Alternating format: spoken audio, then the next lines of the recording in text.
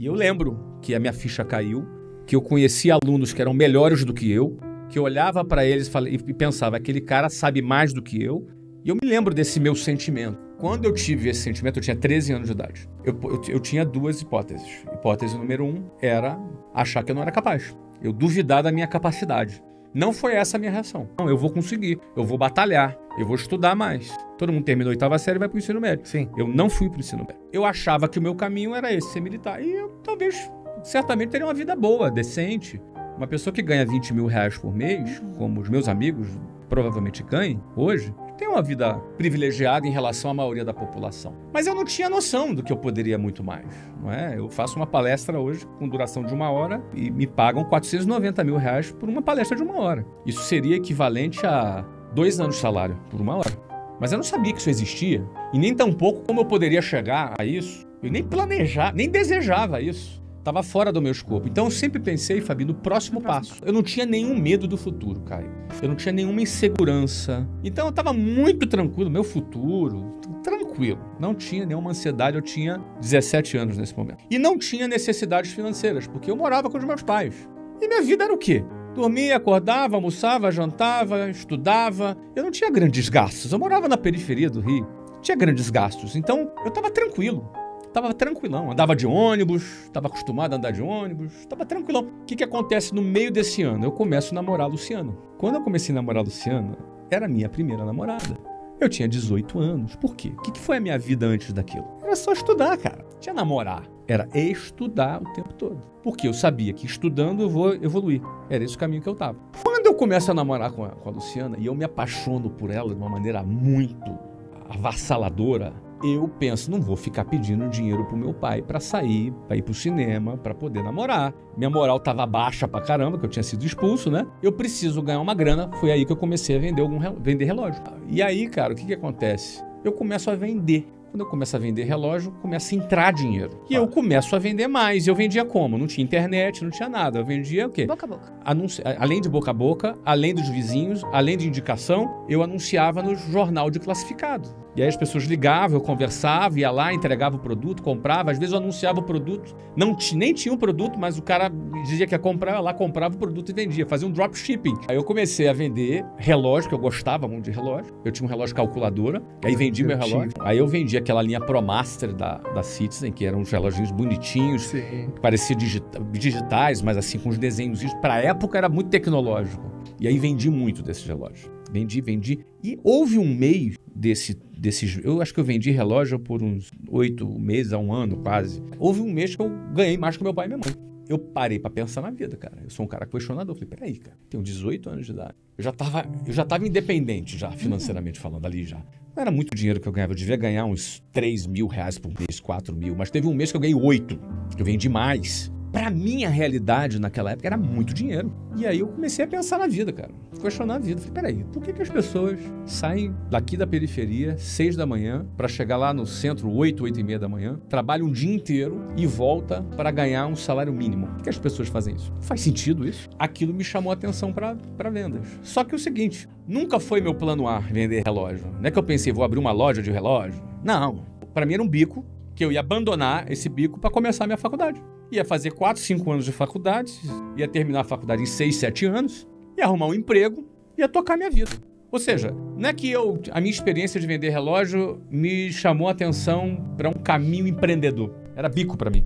Esse caminho empreendedor ele só foi acontecer quando eu, antes de começar a faculdade, que aí eu decidi fazer a faculdade no Rio, porque eu estava namorando, vou fazer o quê? Em São Paulo. E aí eu começaria no segundo semestre. Naquele primeiro semestre eu comecei a trabalhar num curso de inglês. Aí lá me apresentaram um plano de carreira, ali me apresentaram a possibilidade de crescer, me mostraram que eu poderia ganhar, em 6 meses eu poderia ser gerente e ganhar bem. A pessoa me apresentou uma mentalidade, uma maneira de se comunicar que eu me lembro, cara, que eu olhei a mulher, o jeito dela falar, a linguagem dela, a confiança dela, o jeito que ela falava.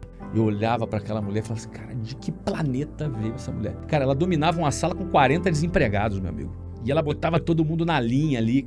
e apresentava, ia linguajar, a confiança dela, eu pensava assim, cara, eu achava que eu era bom, mas não tô nem nos pés dessa mulher. Eu quero falar como ela fala, eu quero falar com a convicção que ela fala, eu quero ter esse domínio, eu quero ter essa liderança que ela tem, olha a postura, olha como ela se veste. E nesse momento eu pensei, Fabi, não, faculdade não, porque faculdade... Por que eu pensei não faculdade? Eu vou levar 5 anos para me formar, para ganhar X.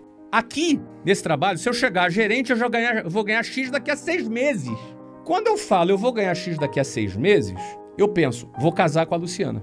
Eu acho que a minha visão foi, deixa a Luciana ser o meu prêmio e o meu estímulo para conseguir chegar mais rápido. Então, eu casei tudo. Aí tudo fez sentido para mim. O meu novo plano foi, tranco faculdade, chego a gerente, me caso, saio de casa, começo a minha vida independente. E a gente casou em 1992. Você acha que tem muita gente, entre aspas, que tá ouvindo a gente que tá no colégio naval da sua vida? Acho que tem muita gente que entrou no modo automático, depois se convence que não tem mais como voltar atrás. O que é outra bobagem. A gente sempre pode voltar atrás do que a gente quiser. Mas o cara não tem mais coragem. Ele se sente que foi tão longe que não dá mais para voltar. O que não é verdade. Elas se acostumam com o inaceitável. Então, o ser humano tem uma capacidade de se adaptar, o que é bom. Ele consegue sobreviver. Não é? A adaptação da espécie humana fez com que ele estivesse no topo da cadeia alimentar. Os dinossauros não conseguiram se adaptar. O ser humano conseguiu. O problema é que você também se adapta com aquilo que não deveria se adaptar. Você se adapta com coisas que não são aceitáveis, não é? Vou dar um exemplo um pouco pesado aqui. É a mulher que apanha do marido e se adapta a isso. Apanha. Infelizmente, tem pessoas que se acostumam com o inaceitável. São agredidas, sofrem abuso, mas se sente impotente e aí não consegue se libertar. Imagina que você more na beira de um rio e esse rio começa a feder. É horrível, mas a pessoa se acostuma. Com o cheiro, né? Com o cheiro. É a casa dela. Então, essa adaptação ao inaceitável faz com que pessoas tolerem situações intoleráveis durante a vida inteira. O meu padrão de pensamento tem muito da minha preparação para o Colégio Naval até hoje. Isso, para mim, me mostrou que eu consigo lutar por o que eu quero, até eu conseguir aquilo que eu quero, por mais difícil que seja. Então, num dado momento, eu achei que o meu salto era abrir o meu próprio negócio. E eu abri. E não tinha o recurso todo para abrir. Embora eu ganhasse bem, ninguém monta negócio com o dinheiro do salário. Eu não tinha herança, eu não tinha ajuda da família. Então, eu tive que lançar mão de dinheiro de empréstimo de banco, com taxa de juros altíssima do cheque especial, 12% ao mês, aquela história que a gente já conhece. Mas, na hora de dar esse salto, a pergunta era, eu sou capaz, eu tinha certeza que eu era capaz de dar aquele salto. E não era uma certeza desvairada. Não era um positivismo barato. O que é o positivismo barato? É aquilo, vai dar tudo certo. Não dá tudo certo. Qual era o salto? Por que eu tinha essa certeza? Eu precisava fazer... Era uma certeza baseada em dados. Uma certeza baseada em informação. Então, eu vendia 600 matrículas por mês com o meu time lá.